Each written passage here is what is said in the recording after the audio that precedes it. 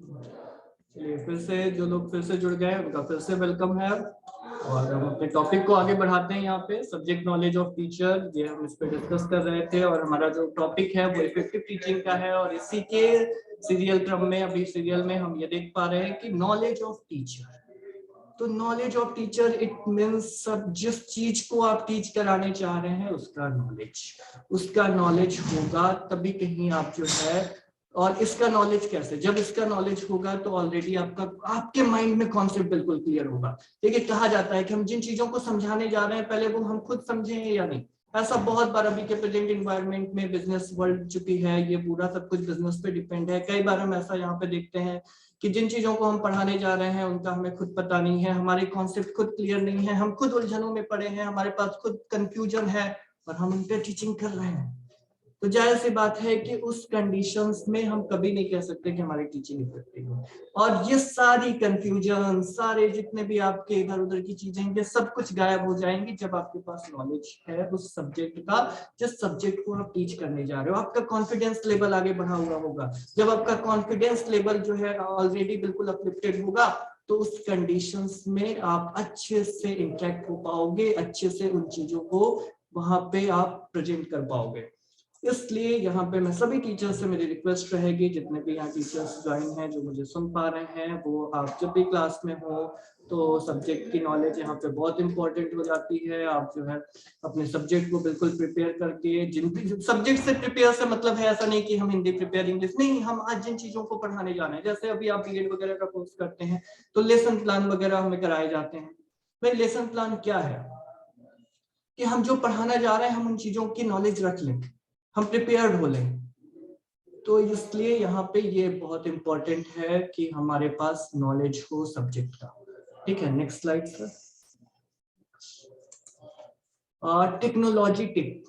अब ये technology tip क्या है? भाई जाहिर सी बात है कि अभी हम एक मॉडर्न एरा में रह रहे हैं, मॉडर्न पीरियड है, तो यहाँ पे टेक्नोलॉजी धीरे धीरे ग्रोथ कर पा रही है। हम बहुत बार कहते हैं कि इंडिया एक डेवलपिंग कंट्री है, इंडिया एक बैकवर्ड कंट्री है। क्यों भाई, क्या इंडिया नाम से इंडिया बैकवर्ड हो गया? या अमेरिका हम कहते हैं कि बहुत डेवलप कंट्री, तो अमेरिका नाम लग जाने से क्या अमेरिका डेवलप हो गया? नहीं, उसका रीजन है कि उनके पास टेक्नोलॉजी हमसे ज्यादा अच्छी है। टेक्नोलॉजी के कारण वो डेवलप हुए हैं और हम टेक्नोलॉजी में बैकवर्ड हैं, इसलिए हम डेवलपिंग हैं। नाम इंडिया या अमेरिका होने से कोई डेवलप या डेवलपिंग नहीं है। तो इस कंडीशन में भाई जब टेक्नोलॉजी की इतनी इंपॉर्टेंस है, यानी टेक्नोलॉजी जो है हमें डेवलपिंग से डायरेक्ट डेवलप बना सकती है, हम कह सकते हैं, तो फिर हम इस चीज को अपने यहाँ पे जो हम फ्यूचर बनाने निकले हैं कंट्री का, वहां पे हम टेक्नोलॉजी का यूज क्यों ना करें। टेक्नोलॉजी ट्रिप में अब आप बोलेंगे सर कहने को तो बहुत अच्छी सी बात है कि आपने कह दिया यूज करिए, लेकिन क्या यूज करें और कैसे यूज करें? तो जाहिर सी बात है कि दो चीजें तो यहाँ पे है कि भाई क्या क्या यूज करो आप। तो ये डिपेंड करता है कि किस चीज की आप टीचिंग करना चाह रहे हो। ठीक है, बहुत सारी अभी तो स्मार्ट क्लासेस भी अब मिलती है, तो स्मार्ट क्लासेस भी हमें बहुत सारे स्कूलों में अवेलेबल है। लेकिन कहने का सेंस यहाँ पे ये है कि भाई सब्जेक्ट वाइज अलग अलग सब्जेक्ट में अलग अलग टेक्निक्स को हम यूज कर सकते हैं, अलग अलग टेक्नोलॉजीज का यूज हम कर सकते हैं। ठीक है, तो अब आप किस सब्जेक्ट को टीच करना चाह रहे हो? दूसरा आप बोलोगे सर हम तो करने के लिए बिल्कुल तैयार हैं लेकिन स्कूल में अवेलेबल नहीं है। हाँ, तो ये सारी चीजें तो हमें दूर करनी है। हम यहाँ पे इसीलिए तो डिस्कस करने बैठे हैं ताकि जो है इन सारी चीजों में हम स्कूल में भी इनमें इम्प्रूवमेंट ला सकें और खुद को भी उसके लिए प्रिपेयर कर सकें। ठीक है, तो हम जब टेक्नोलॉजी के जो अलग अलग ट्रिप्स हैं, अलग अलग जो तरीके हैं, जब हम उनको यूज करते हैं तो हम अपनी टीचिंग को उससे भी इफेक्टिव बना सकते हैं। ठीक है, नेक्स्ट यहाँ पे आप ले सकते हो लर्निंग एंड एक्सपीरियंसेस। जो है लर्निंग एंड एक्सपीरियंस, ये इफेक्टिव टीचिंग का एक नया टॉपिक है। इसके थ्रू भी हम अपनी टीचिंग को इफेक्टिव बना सकते हैं। अब भाई ये बात है कि लर्निंग फ्रॉम एक्सपीरियंस क्या, ये सब बहुत इंपॉर्टेंट है।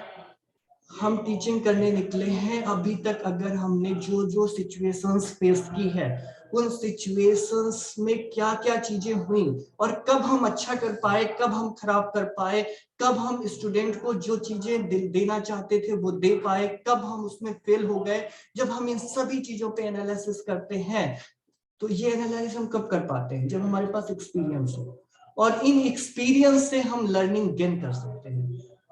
इन एक्सपीरियंसेस से, जो हमारे बैक टाइम के एक्सपीरियंसेस रहे हैं, इन एक्सपीरियंस से हम ये अच्छे से समझ सकते हैं कि कैसे हमें अपनी टीचिंग में इम्प्रूवमेंट लाना है।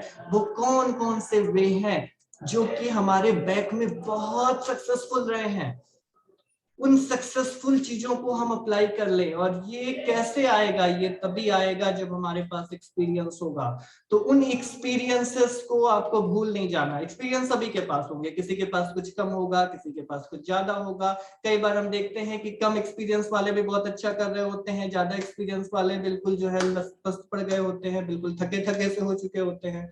तो आप बोलेंगे सर जिनके पास ज्यादा एक्सपीरियंस है तो ज्यादा थका हुआ दिख रहा है, कम एक्सपीरियंस वाला तो ज्यादा अच्छा कर रहा है। हाँ, बस ऐसा नहीं है कि वो ज्यादा एक्सपीरियंस के कारण थक गया, नहीं, एक्सपीरियंस तो उसके पास बहुत है, बट उन एक्सपीरियंसेस को वो भूलता चला गया। उन एक्सपीरियंसेस से उसने कुछ लर्निंग नहीं की है कि बैठ के हमारे क्या एक्सपीरियंसेस रहे, हम उनसे कुछ लर्निंग कर लें। लर्निंग नहीं की उसने, बस दिक्कत यहीं पे आई है। और जो अभी न्यू में जो अच्छा कर रहे हैं, शायद उन्होंने अपने एक्सपीरियंसेस से सीखा है, क्योंकि उनमें वो चाहते कि वो कुछ अच्छा करे, इसलिए उन्होंने उससे सीखा, और इस वजह से हम कह सकते हैं कि भाई वो बहुत अच्छा कर पाए।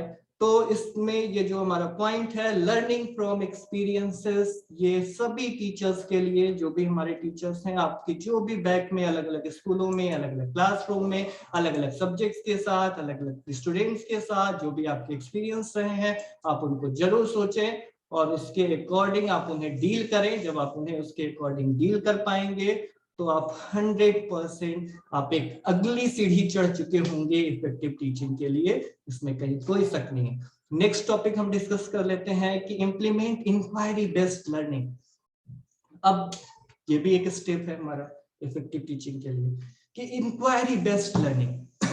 अब इंक्वायरी, जैसा कि अभी मैं बहुत स्टार्टिंग में अभी मैं आपसे डिस्कस कर रहा था, स्टार्टिंग में मैंने आपसे क्या डिस्कस किया कि हम गए क्लासरूम में, हमने पढ़ा करके हम बहुत खुश हो गए कि वाह बहुत अच्छा पढ़ा दिया उसको ने। लेकिन जब हम नेक्स्ट डे क्वेश्चन करने गए तो हमें आंसर ही नहीं मिला, और तब कहीं जाके हमें पता लगा कि हमारी तो टीचिंग इफेक्टिव थी नहीं। तो भाई कैसे कैसे हम उसको जो है समझ पाए कि हमारी टीचिंग इफेक्टिव हो रही है, उसके लिए हमें इंक्वायरी की नीड्स है। वो हम उसी टाइम कर ले, हमने थोड़ा सा पढ़ाया, हम इंक्वायरी कर ले कि कौन कितना अचीव किया है। जो बिल्कुल हमारा बिलो लेवल का स्टूडेंट है, जिसे हम कहते हैं कि सर ये नहीं पढ़ता है, वो स्टूडेंट कितना अचीव कर पा रहा है, जो बहुत अच्छा स्टूडेंट है वो कितना अचीव कर पा रहा है, जो हमारी मिडिल रो का स्टूडेंट है उसने कितना अचीव किया है। अगर हम इंक्वायरी कर लें उसी टाइम पे कुछ क्वेश्चनिंग वगैरह करके, या और भी बहुत सारे अलग अलग तरीके होते हैं, उन तरीकों से ये आपके ऊपर होता है कि आप टीचर्स इसको अपने तरीके से डील कर सकते हो कि आपकी इंक्वायरी का मेथड क्या होगा। ठीक है, हालांकि बहुत से लोग क्वेश्चंस का ही सहारा लेते हैं, उनके थ्रू आप यहाँ पे ये इंक्वायरी कर लो कि आप जो है जो लर्निंग करा रहे हैं वो लर्निंग कहाँ तक कारगर हुई है। अगर आप ऐसा कर पाते हैं तो फिर आप उनकी कमियों को समझ जाएंगे। जैसे आपने इंक्वायरी की, आपको पता लगा कि अच्छा यहाँ पे तो फॉल्ट है, नहीं गए पहुंचा है, जो चीजें हम बताना चाह रहे थे वो चीजें वहां तक नहीं जा गई, या जिस वे में हम देना चाह रहे थे मैसेज कुछ और चला गया है, तो आप उनमें तुरंत वहीं पे कुछ सुधार कर लेते हैं। तो आप एक और नेक्स्ट स्टेप बढ़ चुके होते हैं इफेक्टिव टीचिंग के लिए। नेक्स्ट यहाँ पे जो टॉपिक हमारा है वो है पॉजिटिव बिहेवियर। अब इस पे भी जरा डिस्कस कर लेते हैं। We all are teachers. अगर हम पॉजिटिव नहीं है, क्लासरूम में पॉजिटिव एनवायरनमेंट हो, स्टूडेंट के बीच में पॉजिटिव एनवायरनमेंट हो, उसके लिए प्रेजेंट एनवायरनमेंट में आप देखेंगे कि सीबीएसई ने तो स्टूडेंट्स को पीटना तक बैन कर दिया है। बिल्कुल आप डांट नहीं सकते हो, आप उनको कोई खराब बातें नहीं कह सकते हो। क्यों? बस इसीलिए कि एक पॉजिटिव एनवायरनमेंट क्रिएट किया जाए। आप बोलेंगे सर यदि वो तो गलत है तो मैं गलत नहीं बोलूंगा, वो नहीं पढ़ता है तो मैं नहीं बोलूंगा कि नहीं पढ़ता है, वो बदमाशी कर रहा है तो क्या मैं उसे नहीं पीटूंगा? बिल्कुल आप अपनी जगह सही हैं, आप बिल्कुल कर सकते हैं, लेकिन उससे होगा क्या? एक निगेटिव एनवायरनमेंट क्रिएट होगा, और वो निगेटिव एनवायरनमेंट हमें कभी भी पॉजिटिव रिजल्ट न दे पाए साथ। तो जब इन्वायरमेंट पॉजिटिव होगा तभी रिजल्ट हमें पॉजिटिव मिलेंगे। और पॉजिटिव इन्वायरमेंट कब क्रिएट होगा?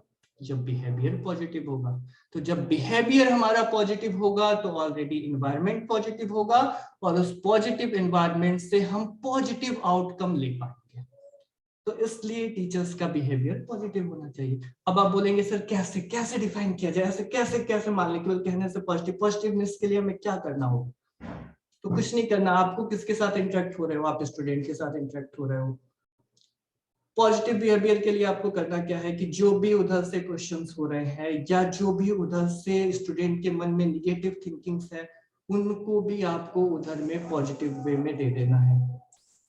यानी कि जो भी चीजें जो मन में निगेटिवनेस है, जो क्लासरूम में निगेटिवनेस है, या जो आपके सेल्फ में निगेटिवनेस है, बस उन्हीं को आपको पॉजिटिव बना लेना है।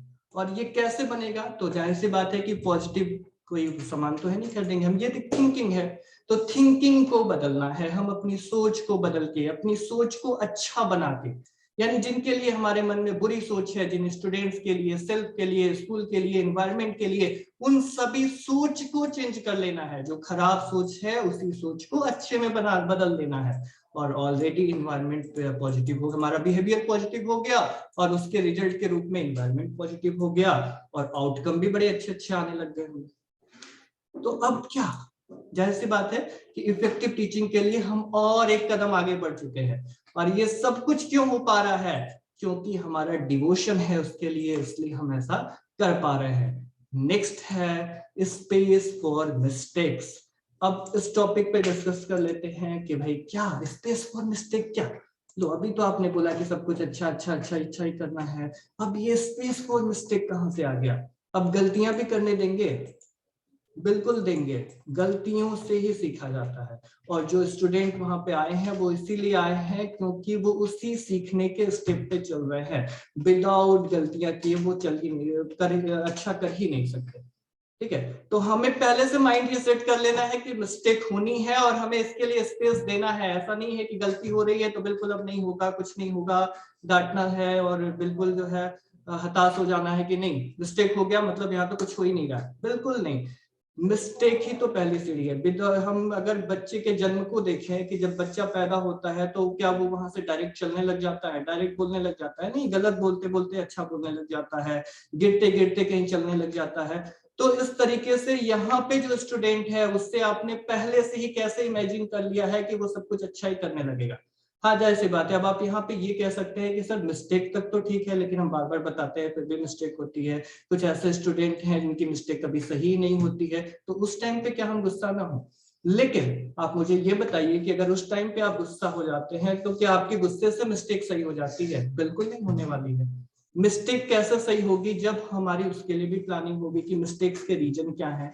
हो सकता है कि उसका माइंड बहुत बिलो लेवल से, थोड़ा बिलो लेवल से का हो, तो उसको हम कैसे इंप्रूव करेंगे? जो कि अभी मैंने पहला बोला, पॉजिटिव बिहेवियर। पॉजिटिव बिहेवियर से हमारे अंदर थिंकिंग अच्छी अच्छी आएगी और हमारा माइंड कहीं अच्छे से चीजों को अप्लाई कर पाएगा। वो मेथड हम उस पर डिफरेंट डिफरेंट मेथड्स अप्लाई करके उसके उस माइंड लेवल को भी थोड़ा अपलिफ्ट कर पाएंगे और ऑलरेडी मिस्टेक्स खत्म हो जाएंगी। तो हमें यहाँ पे स्पेसेस देनी है मिस्टेक्स के लिए। जितनी मिस्टेक्स होती है आप समझिए कि आपका टीचिंग प्रोसेस उतने ही अच्छे से चल रहा है, आप इफेक्टिव टीचिंग के गोल को उतने ही अच्छे से अचीव करने जा रहे हो।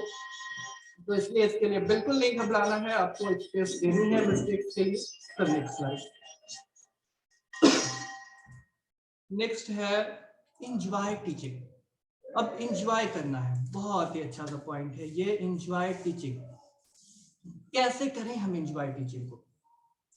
क्यों नहीं करेंगे? जब हमारा बिहेवियर पॉजिटिव है, जब हमारी डिवोशन बिल्कुल राइट वे पे है, जब हम ये समझ पा रहे हैं कि हाँ टीचिंग से अच्छा कोई प्रोफेशन ही नहीं है। अलग अलग प्रोफेशंस को अभी मैंने आपको खुद कंपेयर करके बताया कि उन कंपेयर्स, अगर उनसे हम कंपेयर करते हैं तो हम पाते हैं कि हम बहुत अच्छी स्थिति में हैं। मैंने अभी आपको बोला कि गॉड के बाद बिना कुछ दिए भी अगर किसी के आगे हाथ जोड़ा जाता है तो वो टीचर ही है। डॉक्टर को भी तो उसके इलाज के बाद कहीं लोग शायद हाथ जोड़ते हैं, लेकिन टीचर को गॉड के बाद बिना कुछ दिए बस देखा कि हाँ टीचर हैं, भले ही अभी टीचर ने कोई नॉलेज दी है या नहीं दी है, लोगों ने फिर भी जो है उनको रिस्पेक्ट दे दी। तो जब हम इतने अच्छे प्रोफेशन में हैं, इतना हमारे अंदर पॉजिटिव बिहेवियर है, तो फिर टीचिंग को क्यों ना एंजॉय करें। और जैसे ही हम एंजॉय करेंगे टीचिंग को, तो ऑलरेडी हम अपनी चीजों को अच्छे से कम्युनिकेट कर पाएंगे, अलग अलग मेथड हम अप्लाई कर पाएंगे। अभी तक हम जो है टीचिंग के लिए खुद जाते हैं कि किस एजुकेशनिस्ट ने क्या क्या मेथड बताए हैं, उन मेथड में क्या क्या है उनको अप्लाई करें। नहीं, आप खुद एजुकेशनिस्ट बन जाओगे, आप खुद अपने मेथड को ला दोगे कि ये मेथड भी हो सकता है टीचिंग का। लेकिन ये कब होगा, जब आप टीचिंग को एंजॉय कर रहे होंगे। जब आप टीचिंग को एंजॉय करने की कंडीशन में होंगे, तो आप ऑलरेडी अपने भी मेथड ला सकते हो, उनको भी अप्लाई कर सकते हो, और इफेक्टिव टीचिंग के इस प्रोसेस में आप एक सीढ़ी और आगे बढ़ जाएंगे। Sir next slide.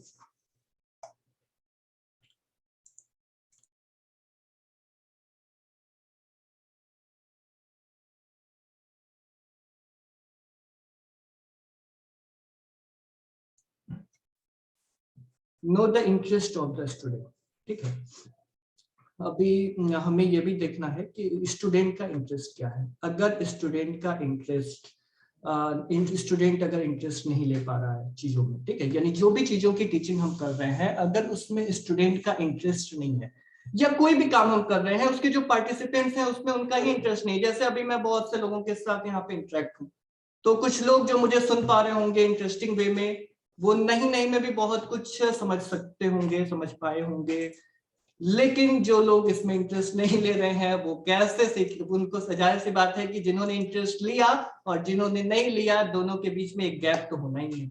तो यहाँ पे know the interest of the student की जब हम बात कर रहे हैं, तो जब स्टूडेंट का इंटरेस्ट क्या है, वो कैसे पढ़ना चाहता है, वो कौन से वे में ज्यादा इंटरेस्ट ले पा रहा है, ये हम जान ले। और ये तो हमें असेसमेंट के टाइम पे भी पता लग जाता है।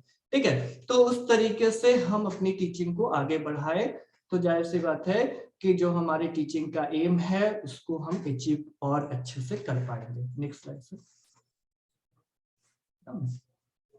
अच्छा, नेक्स्ट जो हमारा है वो है, मैं लास्ट में फिर से, ऑर्गेनाइज टीचिंग। ऑर्गेनाइज टीचिंग यहाँ पे हमें कैसे करनी है, तो ऑर्गेनाइज टीचिंग के लिए आप लेसन प्लान क्रिएट कर सकते हो। देखो, organise teaching, prepare for teaching, ये दो अलग अलग वर्ड हैं और इनमें दोनों में बहुत छोटा सा डिफरेंस है कि कैसे आप बोल रहे हैं prepare for teaching, organise for teaching. Prepare for teaching it means कि हमें क्या क्या चीजें पढ़ानी है, उनके लिए हम तैयार हो जाए, हमें क्या क्या नॉलेज देना है, हम इसके लिए प्रिपेयर हो जाए। और ऑर्गेनाइज टीचिंग में है कि उसी नॉलेज को जो कि जिसके लिए हम प्रिपेयर हुए हैं, उसी नॉलेज को हम एक अच्छे फॉर्मेट में स्टेप बाय स्टेप स्टूडेंट तक पहुंचा पाए। तो ये है organise teaching. Organise teaching without, अगर हमारी टीचिंग ऑर्गेनाइज नहीं है, हमने अभी कुछ नॉलेज दिया और फिर तुरंत उस टॉपिक से कूद के कहीं और भाग गए हैं, तो जाहिर सी बात है कि जो हम पढ़ाना चाह रहे थे, जिन चीजों का हम नॉलेज देना चाह रहे थे, उनमें कमी आएगी। तो इसके लिए हमें करना क्या है कि हमें जिन टॉपिक्स पे हम स्टडी कराने जा रहे हैं, जिन टॉपिक्स को हम पढ़ाने जा रहे हैं, उन टॉपिक्स को हम उस पर प्रिपेयर हो लें और फिर उसको एक ऑर्गेनाइज फॉर्मेट में उसको पूरा ऑर्गेनाइज कर लें कि हमें कैसे स्टेप टू स्टेप टीच करना है। अगर हम ऐसा कर पाएंगे तो कहीं बहुत अच्छे से हम टीचिंग को अपने इफेक्टिव बना पाएंगे। तो अगर ऐसा हम कर पाए और इफेक्टिव टीचिंग के लिए आगे बढ़ पाए, तो जाहिर सी बात है कि हम जहां पे अपना समय लगा रहे हैं, जैसे अभी मैं आपसे इंटरेक्ट हूँ, आप अपना इतना कीमती समय देके आप मुझे सुन पा रहे हो, और अगर आप और मैं यहाँ कुछ एक दूसरे को बता नहीं पाए, कुछ एक दूसरे से सीख नहीं पाए, तो ये वेस्टिंग ऑफ टाइम हो गया। अगर क्लासरूम एनवायरनमेंट में हम देखें तो स्टूडेंट पूरा का पूरा साल देता है, वहां पे सालों साल स्टूडेंट बैग लेके आते हैं, उनका सालों साल फिर क्या उनका बर्बाद हो रहा है। तो एक टीचर के रूप में हमारी रिस्पॉन्सिबिलिटी है कि हम ऐसा न होने दें, और ये सब कुछ तभी हो पाएगा जब हम डिवोटेड हों इफेक्टिव टीचिंग के लिए। हमारे पास तरह तरह के आइडियाज हम हमेशा अप्लाई करते रहें और हम इसको बहुत अच्छे से कर पाएंगे। तो अभी के लिए मैं जहाँ तक मैं समझता हूँ कि अब मैं आप लोगों को कुछ जरूर समझा पाया होऊंगा कि कैसे हम अपनी टीचिंग को इफेक्टिव बनाते हैं। तो thanks to all the participants to join and to listen me. Thank you very much.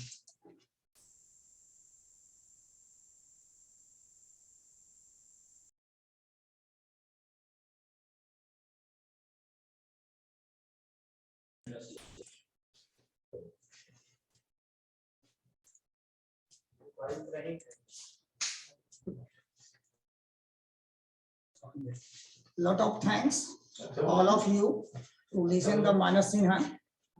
और मैं स्पेशल धन्यवाद हम लोग अपने इस मंच से आवर ऑनरेबल प्रिंसिपल सर और हमारे CBSE टीम जो इस कार्यक्रम को प्रायोजित करने के लिए हम लोगों को प्रोत्साहित किया और उनके माध्यम से हम लोग विभिन्न शिक्षकों के माध्यम से विभिन्न टॉपिकों पर कुछ एक्स्ट्रा नॉलेज हम लोगों को मिलते गया। यह हमारे टीचिंग मेथोडोलॉजी के लिए एक पॉजिटिव साइन है, जिससे हम विभिन्न तरह के नॉलेजों को लेकर विभिन्न शिक्षकों के माध्यम से हम अपने क्लासरूम एटीट्यूड्स को, क्लासरूम इन्वायरमेंट को हम इम्प्रूव कर सकते हैं और बेहतर बना सकते हैं दिन पर दिन। So I want to special thanks to the Manas Sinha who delivered his beneficial, amazing and outstanding speech through which we will want to implement in our classroom of the particular strategy in our class that would be beneficial for all of us. So lot of thanks and we will see you again in the next webinar. Thanks all of you.